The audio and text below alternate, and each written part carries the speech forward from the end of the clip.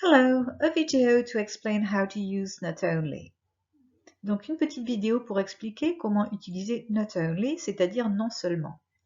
Vous remarquez, d'après la structure qui est affichée sur votre écran, que après not only, on utilise la structure de la phrase interrogative, c'est-à-dire que devant le sujet, vous aurez obligatoirement un auxiliaire. Et après le sujet, vous pourrez avoir un verbe. Le reste de la phrase sera coordonné en principe par but. Si je prends cette phrase, The baby is cute and intelligent.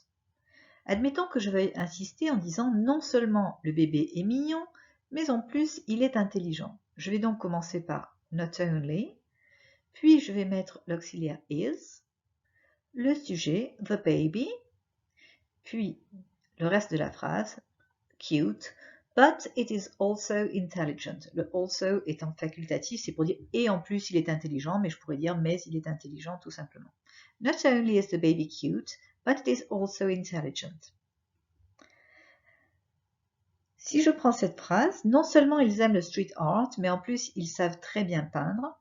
Je vais commencer donc par not only, et là je remarque qu'en français il n'y a pas d'auxiliaire. Mais comme le verbe est au présent, l'auxiliaire du présent c'est do. Donc je vais mettre do. Cela aurait été does si le sujet avait été la troisième personne du singulier, mais ici on a il au pluriel. Après do, je vais mettre le sujet they, puis le verbe like et le reste de la phrase. Not only do they like street art, but they can also paint very well. Vous remarquez la place de also qui se place après un auxiliaire, donc après can, ici, au-dessus il se plaçait après is, mais toujours avant le verbe, donc avant paint. Encore un exemple, non seulement les femmes restaient à la maison, mais elles ne pouvaient pas voter.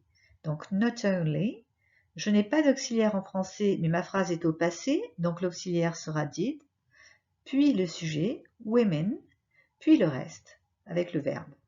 Not only did women stay at home, but they couldn't vote. Un dernier exemple. Non seulement nous étions fatigués, mais nous avions faim. Donc not only. Ici, j'ai le verbe être qui va servir d'auxiliaire en anglais, donc au passé, were, le sujet we, puis le reste. Not only were we tired, but we were hungry. Voilà. Cette structure, si vous la maîtrisez, elle viendra vraiment valoriser vos expressions écrites, parce que c'est une structure complexe et un peu particulière, donc elle montrera des connaissances et de la maîtrise. Voilà. Goodbye.